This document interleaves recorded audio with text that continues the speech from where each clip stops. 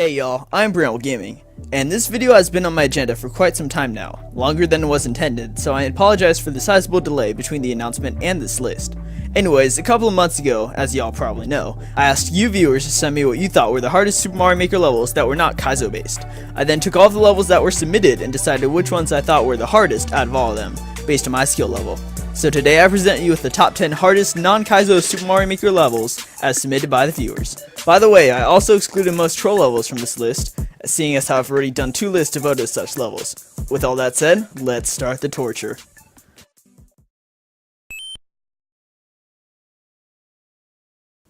Apple Pie is definitely a hard level, but it gets the lowest ranking on this list because I actually felt like I could beat it without spending eternity trying. It's long, sure, but the challenges it presents aren't too difficult, and I was almost able to get to the second checkpoint while attempting to finish this level. So yeah, I found myself liking this stage despite being on this list, because it was difficult and fair enough to where it presented a challenge that was enjoyable. Oh my gosh, guys! It's John Cena!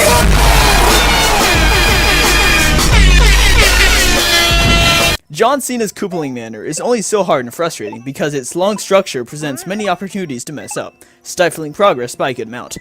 The gimmick behind this level isn't that hard. You're expected to bounce off of Koopa shells and then jump off the Koopas that slide off them.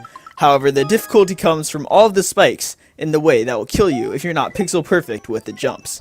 Luckily, there are checkpoints, but there is a good amount of space between them, so it'll take some time to reach these. Also, if you're wondering what John Cena has to do with this level, I have no idea. It's probably better not to question it.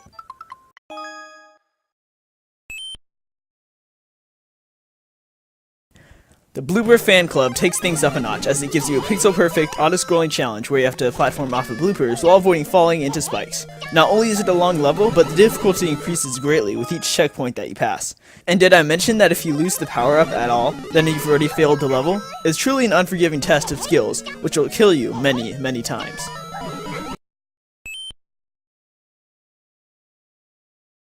This stage is another pixel-perfect speedrun, except in this level, instead of the auto-scroll pushing you along, the 100-second timer does. While it has a lower percentage clear rate than most others on this list, it gets a lower ranking due to the fact that over 2,000 people have cleared it, the most clears on a level on this list by a long shot. But believe me, the fact that this many people have cleared it doesn't mean that this level is a cakewalk. Oh no, it's far from it.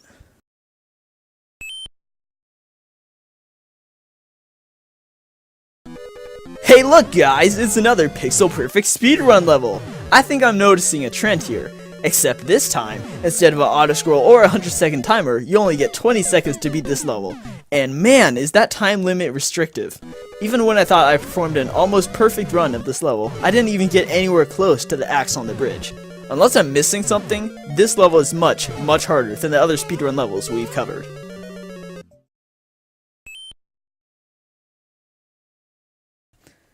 Dark Souls is truly the Dark Souls of Mario Maker levels, am I right? Dark Souls, number 5 on our list, is a level entirely based around the Goomba Shoe gimmick, hence the pun in the name. Not only does this level require you to be ridiculously precise with your jumps, you also have to be crazy quick with them too, as certain mechanics in this level do not work when you don't use them fast enough. It's also surprisingly lengthy, so if you want to try and beat this level, you gotta make sure that you have a lot of free time ahead of you.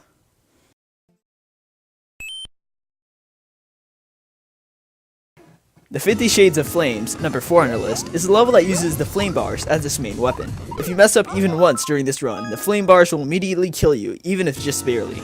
Seeing as how I can't get past the first 2 screens of this level, it astounds me that not only can people beat this, but that someone had enough time to create such a precise level using only flame bars. Anything that involves jumps and spikes is immediately a bad idea, but sadly, Koopas and spikes is entirely based around these combined mechanics. This is the type of level where you'll die within the first screen time after time after time, trying to bounce off these stupid Koopas without slipping up once. Then you might get this actually really good run and think you really made it far, only to realize that you didn't even make it 1/3 of the way through the level, and come to the conclusion that it's almost impossible. Besides, you don't really have the time to complete this level, and it's not even fun in the slightest. For these reasons, Koopas and Spikes snacks number 3 on our list. Oh boy, do you guys recognize this guy? Yeah, he was the creator of a Dish Best Served Mold, number 2 on my trolliest levels list. Gosh golly, I wonder how good this level is gonna be. Oh no, I'm not going through this again. Not a chance. And at number 1 on our list, we have the Sea of Despair, which is definitely the hardest underwater Mario Maker level that I've played, ever. Right off the bat, this level takes advantage of a gimmick that most people don't know about, where the player is forced to swim underneath the spikes under this visible screen, and must surface on the other side while avoiding getting killed by boo buddies. Sound easy? Well, it's totally not. And that's just the first section of the level, mind you. See all this other crap? Yeah, if you somehow manage to get past the boo buddies, you'll have to deal with all of this. Oh yeah, and this level has a 0% clear rate, by the way. So don't even try beating this level, honestly. Unless you're a Super Mario Maker Super Pro, there's almost certainly no way you'll be able to defeat this monstrosity. Well, my dudes and dudettes, those were what I thought were the hardest non-kaizo levels that y'all sent me. Do you have another level that you think would take number 1 on this list? Make sure to comment down below if you do, and hit those like and subscribe buttons if you enjoyed this video, as it really helps the channel grow. Before I end this video off, I'd like to give a quick shout out to Super Smash Bros. Replays, who recently became a sponsor on my channel. So subscribe to him, stay tuned for more Mario Maker, and with all that said, we're Gaming, over and out.